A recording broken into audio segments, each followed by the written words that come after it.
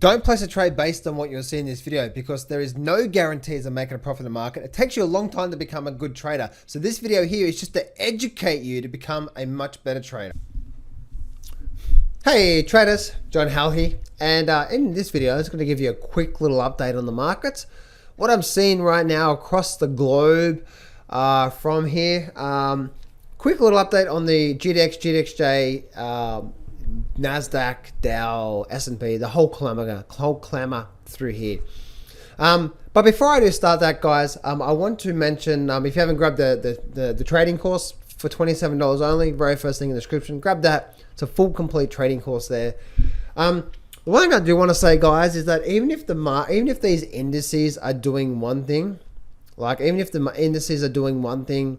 doesn't mean all the stocks are doing that, okay? There's so many amazing opportunities that you're going to see throughout all the individual stocks, okay? So whether it's just Amazon or Netflix or Facebook or IBM, you know, there's so many amazing opportunities out there regardless of what the indices or the indexes are doing, okay? So when it comes to silver, gold, and GDX, the GDX and the GDXJ, guys, I see them pretty much doing nothing right now, pretty much still sideways, building up time before. I think ultimately long term, I'm very, very bullish on all of these markets, especially silver, GDX, and GDXJ. Moving on now to, guys, and let me actually just bring this up through to here. Moving on now through to the Nasdaq. One thing I want to share with you on the Nasdaq, which is actually quite interesting. First, look what happened here, right? We actually broke down below the Nasdaq trend line here, right? We actually gapped up. We rallied up. We actually broke up to all-time close to a new high through here, as you can see. And then we actually did what? We actually dropped down, and now we're here right now. One thing I'm looking at here when it comes to the Nasdaq is this, is that if I bring up the Nasdaq here, look what's happened here on the good old Nasdaq, right? Look what's happened here. This is actually really, really, really fascinating, really interesting, that I want to share this with you. Let me share this with you here, right? So you can see here that we actually had this resistance point through here, right? That we had this resistance point through here. So we had that, right? We had a bit of a gap up, little last exhaustion gap, and then we had a drop down.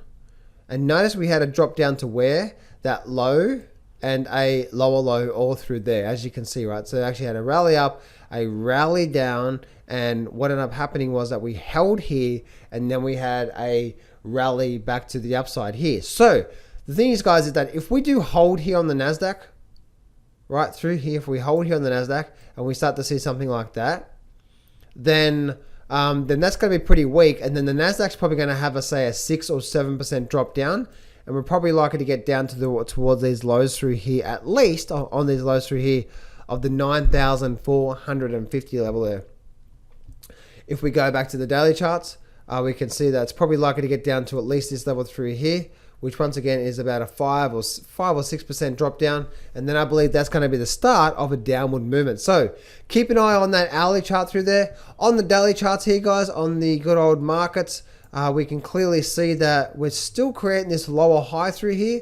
So I wouldn't be too surprised if we did see downward movement coming out of this here on the SP500, and also the Dow Jones is doing the sort of the same thing as well too, creating this sort of rounding, sort of lower high formation through here. So creating sort of a lower high situation through here, right through their lower high. And we can see that what we do need to see is we need to see a break below the 25,000 level. Once we get that, then we're probably likely to continue seeing downward movement here. But we are starting to see a bit of a selling phase coming into now, as we're starting to make lower highs, lower highs, lower highs on the daily bars. So we're starting to get a bit of a selling phase through here along with this lower high. Once we break this 25,000 level, guys, then we're probably on our way down towards that 23,000 level, which I ultimately think we're going to get to anyway. And also the S&P 500, I have a target of around the 2,800 level there.